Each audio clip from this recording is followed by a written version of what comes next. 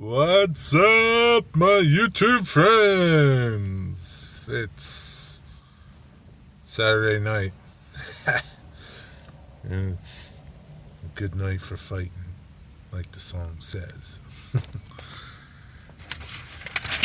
So, welcome to the show. Questions from the truck. Number 9. Number 9. We're doing pretty good, I guess. Y'all seem to like it, and I have questions. Been getting some questions, and sometimes I have questions, and I think this is going to turn out to be questions and shout-outs, too, to get some channels going. So, without further ado, let's start the show. If you have questions, need answers, put them in the comments below. I'll try to get them for you, either from me or my viewers.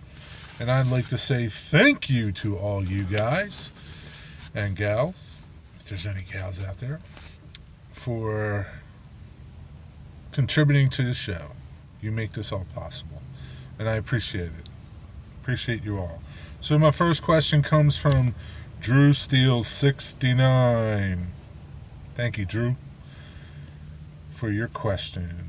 And Drew's question is, do you like setting up, running, or watching unit or mixed freight on your layouts, on your model railroad layouts, sorry. So what do you guys like? Do you like unit trains, mixed freight? You know, I don't really like unit trains, for the most part. Even in railfanning, just they're kind of boring, you know. I definitely like mixed freight, different stuff. I like to see different stuff, different roads from all over. I like old roads, different cars. Sometimes I even like the artwork on the cars. And I'm not going to call it graffiti. It is graffiti, but for the most part, most of it is good art.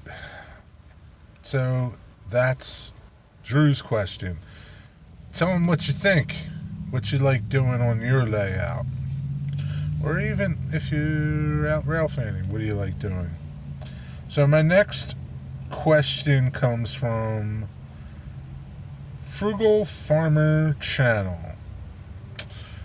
Frugal Farmer wants to know what the function of the caboose was on the railroad and what were the responsibilities of the crew for that. So, Mr. Farmer, I am no expert, that's for sure. But I'll tell you what I know, and maybe somebody else can clarify it, add to it, or set us all straight.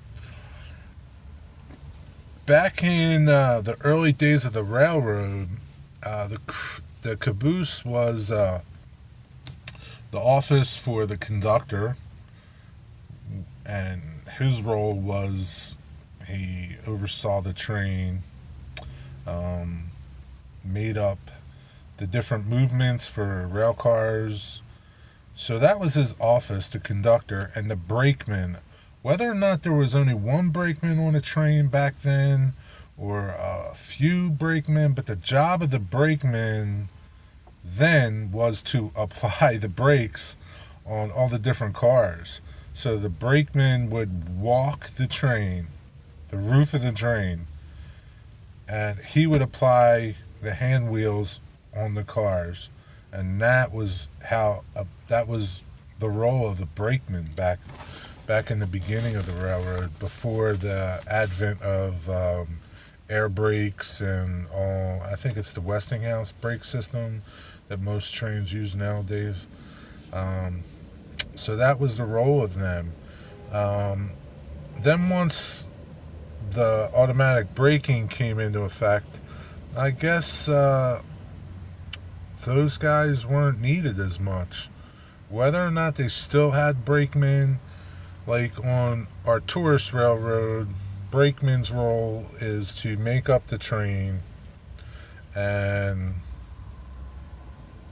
assist the train in crossings, rail crossings if there's problems. And because we're at push-pull, the brakeman operates the rear end of the train just for signaling, horn-wise. So, but nowadays, most railroads don't use cabooses.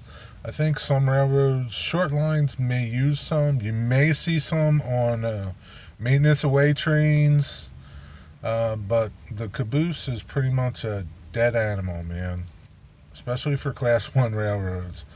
And with the advent of PTC and positive train control and all this other stuff that the railroads are doing now, man, they're trying to like whittle it down to what was now a 2-man crew to a 1-man crew, just an engineer on the train, which is crazy. That's crazy for even thinking that. But hey, it's all about money. So they were my questions. I hope that you guys found my answer somewhat good. If you like to add to it below. So with that, I'm going to say, I'm going to do a couple shout outs. So these channels, I'm going to put links below, as I always do, to these channels. Go check them out. Go check out Frugal Farmer's channel. It's a cool channel. I don't think he does much train stuff, but he has some cool stories, cool